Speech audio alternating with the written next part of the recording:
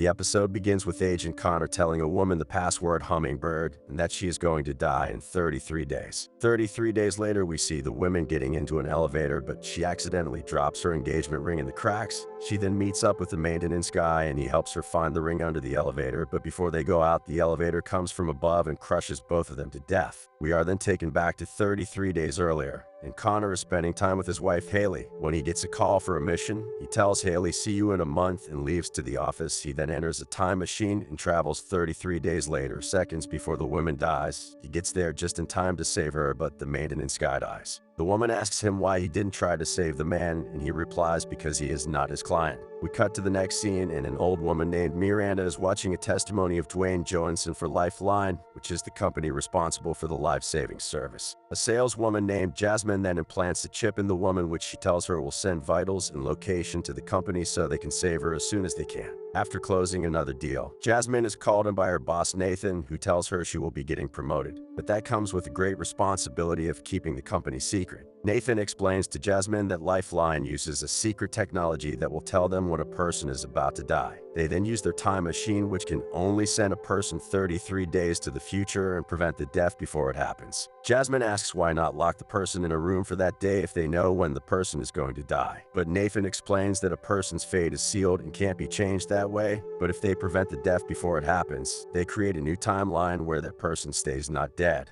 We then follow the story of Nora and her dad, who has just found a job after going into rehab. He tells her he got a good job, but it is a night shift, so he won't be able to see her at much, but she tells him she will be okay and to not worry about her. Agent Connor and Haley both work as field agents for Lifeline. They are a married couple who struggle to spend time together because if one person gets an assignment, they will disappear for 33 days. This gets worse when both of them get an assignment in a different time, splitting them for months at a time. But the two always stay positive and spend every second they have with each other. We follow both as they save lives, but we see they have different philosophies. Connor only cares about saving the client, but Haley, a former police officer, we see her as she also saves a client who was going to die of car accident, but she also saves the person that was going to drive drunk and cause the death. On one of their jobs, Connor saves a guy from getting hit with a car. He then gets a call from an anonymous guy who tells him Haley is going to die and that he needs to save her now. This has never happened before, and we see the death prediction has changed from a man to Haley. Haley has gone to save a guy who is held at gunpoint, but the situation escalates when the gunmen also turn their gun on her. Connor arrives just in time to give her cover, but when the gunfight starts, Haley is shot and she dies on the spot. An angry Connor then starts shooting at their car, but the guys accidentally run over and kill Nora's dad, who was at the parking lot with his daughter. Nathan then comes with guards and tells them to clean up the mess, and the episode ends as Connor and Nora are grabbed by the guards.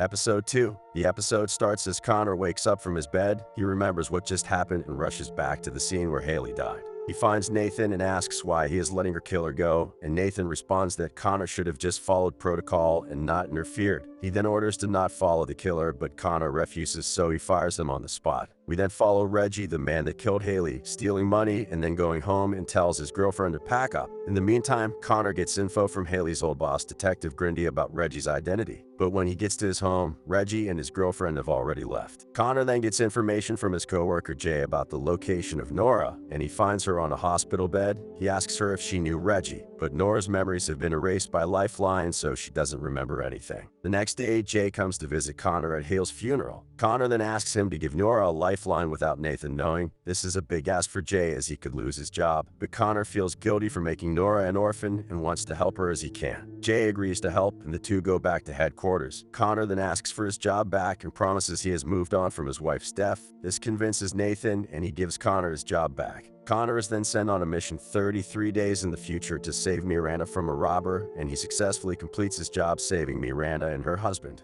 In the meantime, Nora is taken by foster parents who don't treat her well. She is refused food if she doesn't follow the dad rules, and he even locks her in a closet because she went out of her room to go to the bathroom at night. One day when she is left alone, Connor comes to the house. He tells her he is from social services and that her father had purchased a lifeline for her. He then plants the chip he stole from the company, and Jay enters her into the system without no one watching. Finally, Connor erases Nora's memory so she doesn't remember any of this. 6 years go by and we see Connor drinking himself to death, still mourning Hale's death. We then cut to Nora, who still doesn't have a good relationship with her foster parents. She finally decides to run away after she gets denied dinner because she was 5 minutes late. But as she runs out of the home, Jay is notified of her upcoming death. Episode 3. The episode starts with Connor going to the home of Nora's foster parents. He finds out she has left, so he goes back to Jay, and they get ready to send him minutes before she dies. Back to the present, we follow Nora as she tries to get into a nightclub with a fake ID. Nora now is 17 years old, but she has nowhere to go, and she planned to just take shelter in a nightclub, but before she gets in, she meets Tom, who invited her to join, and his friends to a party in his home. We then follow Reggie's story. We see that he has changed his name and become an owner of a gym. He now also has a daughter and is living a simple life with his family. One day he is stopped by a cop on a routine traffic stop, but when the cop runs his ID, it doesn't come up in the system. Reggie plays it off as a typo mistake and the cop buys it, but this freaks out Reggie, so meets up with his contact and orders him to fix this situation. Back to Nora and Tom. We see them getting close in the next few weeks, and he even asks her to move in with him, which Nora gladly accepts. One day she tells him about her foster parents, and they go to the home to retrieve her goldfish. The father opens the door, but when she asks him about her fish, he tells her he threw it in the toilet as soon as she left. He then starts insulting her, which angers Tom, and he attacks the father, but the father overpowers him and starts choking him, which forces Nora to attack the father and knocking him down. She then leaves upset and tells Tom to not follow her. Later that night, we see Nora drunk walking on the edge of a building.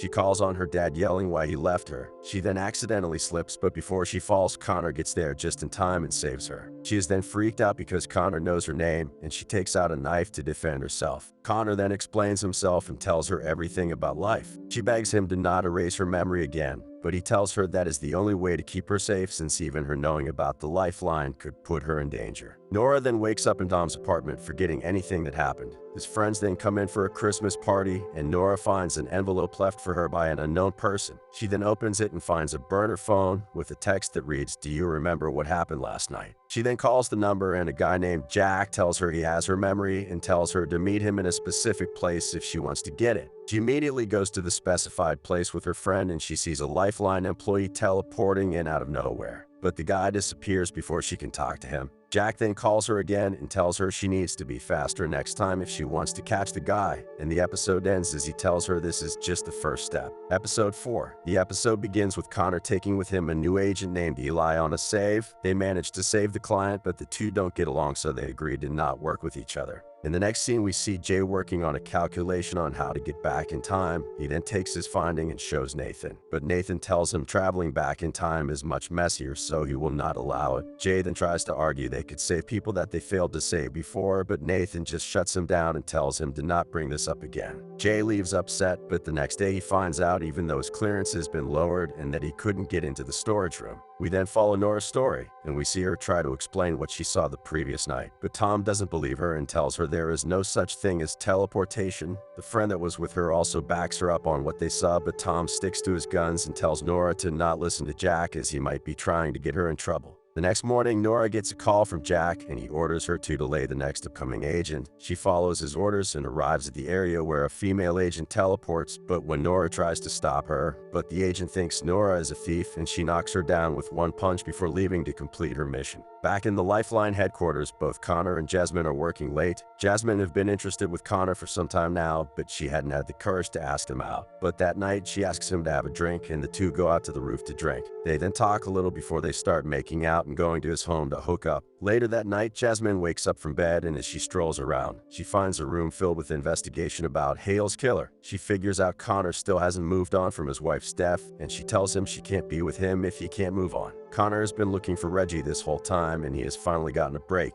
He meets up with a man named Harry, who claims to find anyone and gives him Reggie's pictures. What Connor didn't know is that Harry actually works for Reggie. Harry immediately goes to tell Reggie what just happened, raising Reggie's fear again. Harry tells him to just keep living his life low-key, but Reggie wants to finally be done with this, so he plans to confront Connor and resolve the situation. Connor is back at Lifeline. He is assigned another case with Eli, but when he gets the call from Harry telling him he has found Reggie, he gives the case to Eli to go alone and leaves for the specified area. Connor then meets up with Harry in a diner, but Harry says he has to go to the bathroom and leaves. Reggie then comes and sits in front of him and explains that he was just protecting his boss and that he didn't mean to hurt anyone. He tells him he blindly shot and accidentally killed Haley. He then asks to put the past behind them, but Connor has been filled with rage the whole time, and as soon as Reggie stops speaking, he attacks him. The two then get into a fist fight, and the episode ends as Reggie escapes with Harry. Episode 5. The episode begins with Tom yelling at Nora for going to a dangerous place alone and for listening to Jack, but she then immediately gets a call from Jack. He tells her he's disappointed by her for failing the mission, but he gives her another chance and offers her $10,000 for her and her friends if they are able to stop the next agent. Tom changes his mind when he hears the money and agrees to go with her next time. It then cuts to Jasmine as she enters Nathan's office. Nathan has been impressed by her work so far, and he offers her the president position within the company if she shows him how loyal she is to him. She then asks him how to prove it, and he tells her to tell him anything she knows about Connor. Jasmine then goes to Connor's house and comforts him. Connor is very angry that Reggie escaped him, but she calms him down and they hook up again. We then follow Reggie as he stamps around nervous and angry. His wife notices something is wrong and asks him what is going on. He tells her there is no problem and tries to change the subject, but she confronts him and doesn't let him go off easily. Reggie then reveals to her how he found the money and everything that happened the night he killed Haley. He tells her he has been getting eaten by guilt for killing Haley, and he doesn't feel he deserves the life he has. His wife then firmly tells him he now has a daughter and that he needs to protect her. She tells him it doesn't matter what he did before, and what matters now is for him to protect his family with whatever necessary. Reggie then goes outside Connor's home and calls him. He then tells him he will be leaving the country and that he doesn't want any beef with Connor. Connor replies by saying he will never forget what he did, but Reggie once again asks him to let it go or that Connor will die. This is when Connor figures out Reggie probably has a gun aimed at him from somewhere and reluctantly agrees to leave him alone. Back in the Lifeline headquarters, we see Jay taking screenshots of the time machine parts. He then goes home and starts duplicating the machine and recalibrating it to also perform time travel to the past. He builds the module perfectly and starts running it, but when it reaches 75%, the power line gets overloaded and the lights cut off. Jay figures he needs more power to run the machine, and he is happy as he has figured out how to time travel on his own. The time has come for Nora and Tom to stop the next agent. They wait outside an elevator and ambush Eli as he tries to go out. They pepper spray him and try to kidnap him, but he manages to beat them up and run to an apartment to save his client, but he gets there too late, and the client dies of an explosion. Nora and Tom also notice the person dying, and they run back home. Once they get there, they find an envelope with the money and a note thanking them for what they did. Tom then starts celebrating, but Nora is shocked by the man's death and blames herself for it. And this episode ends as Nora grabs her bag and runs out of Tom's apartment.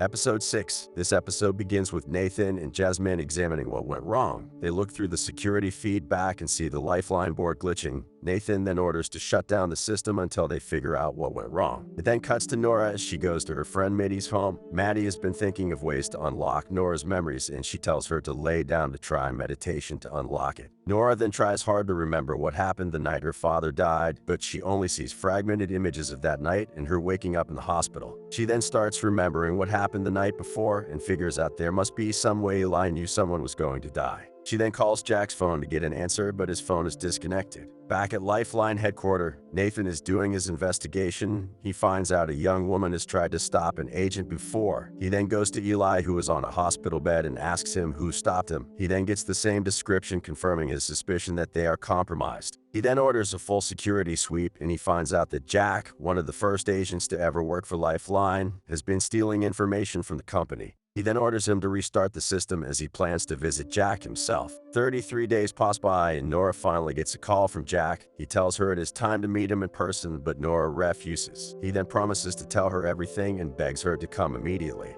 Nora then goes to his apartment against Maddie's advice and sees Jack as an injured man who is in a wheelchair and lives off an oxygen tank. He tells her Lifeline is a company that makes money by playing God and that they need to be stopped. But Nora argues that a man could have lived if he had not tricked her into stopping the agent, to which he responds he is only letting history play out as it is intended. He tells her he has seen the consequences and the collateral damages firsthand, and that's why he quitted. He then reveals to her her father was also a collateral, and that Lifeline killed him. Nora doesn't believe what she is hearing, so he tells her to find Connor and reveals to her that he is the one that gave her the Lifeline. He then sees Nathan coming and tells her to hide. Nathan teleports shortly after, and the two start arguing. Nathan is angry Jack messed with him for the second time and tells him he is not going to show him mercy this time. Nathan then cuts off Jack's oxygen tank and kills him. Nora sees everything as it happens. She then runs back home and tells Tom what happened. She remembers Connor's name and plans to use her Lifeline to contact him. We follow Connor as he saves another life. He then gets a call from Jay, who tells him to come to his place. He then reveals to him his new time machine and informs him he has figured out how to travel back in time.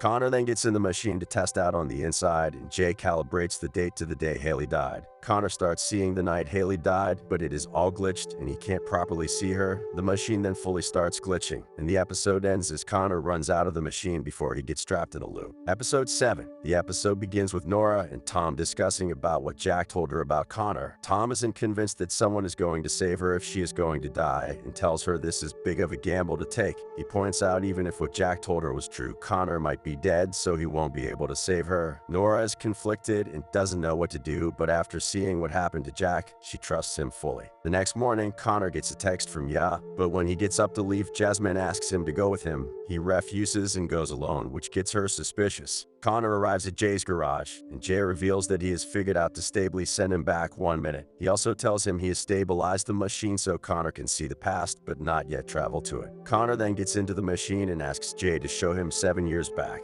We then see Connor and Haley on their anniversary. Haley gives Connor a bracelet that says forward, which he still wears. Connor then gets out of the machine and tells Jay to figure out how to get back in time further as soon as he plans to save Haley. Later at the Lifeline headquarters, Jasmine asks Jay what he was doing with Connor that morning, but he mumbles his answers, which makes her more suspicious, and she steals his keys and goes to his home. There she finds the machine, and when she gets into it, she sees Connor and Haley kissing. She then meets up with Connor and accuses him of cheating on her with his dead wife. She asks him to leave the Lifeline and for the two of them to have a normal life, but when he refuses, she breaks up with him on the spot. We then cut to Nora and Tom sitting on top of a building. She tells him about the night her mom left her. She also tells him her dad was clean the day he died and that she needs to find the person that killed him. Tom agrees to help her, and later that night, Nora takes a gun and a handcuff and goes back to the building. She then jumps off the building from her death, but Connor saves her just in time. She then puts her gun on him and confronts him about the night her dad died. Connor then reveals everything from her memory getting wiped by Lifeline to the person that killed her dad. She takes him into an abandoned factory and handcuffs him. She then takes out her Lifeline and crushes it. She then tells him she is going to count to 10 and shoot him. By that time, she expects his agent to come and save him, who she believes will be Nathan, and to also capture him. Connor begs her to not do this, but Nora counts to 10, and the episode ends as she reaches 0 and shoots him on the chest. Episode 8. The episode begins with Eli being sent to save Connor. He arrives just in time before Connor is shot, and he shoots and kills Nora. He then takes Connor to Nathan, who is angry and disappointed for secretly giving Nora a lifeline. Nathan then fires Connor and orders for his lifeline to be removed. Eli then takes him to Jasmine's office, and the couple then start arguing about their relationship to no solution. She then tells Eli to take off the handcuffs so she can take out the lifeline, but as soon as he is free, Connor knocks out Eli and escapes from the building. He quickly goes to Jay and tells him about Nora's death. He then tells him send him 6 hours before so he can save her, but Jay tells him the machine is not stable yet, and Connor will only have one chance to use it, making him choose between saving Nora or Haley. Connor tells him he is saving Nora as that is what Haley would have wanted, and he goes into the machine. Jay then starts the machine, which starts glitching again, but Connor manages to make the jump and travel back in time before Nora shoots him. He comes in injured form, the time machine blowing up, and he tells Nora she was right about everything. He then reveals to her she is going to die if she kills him. He gives her his bracelet and promises her to leave her alone and let her live her life. The present Connor also promises, and Nora leaves without killing him. Future Connor then uncuffs present Connor and leaves. Present Connor then goes back to Lifeline. He sees nothing has changed and Nora is safe.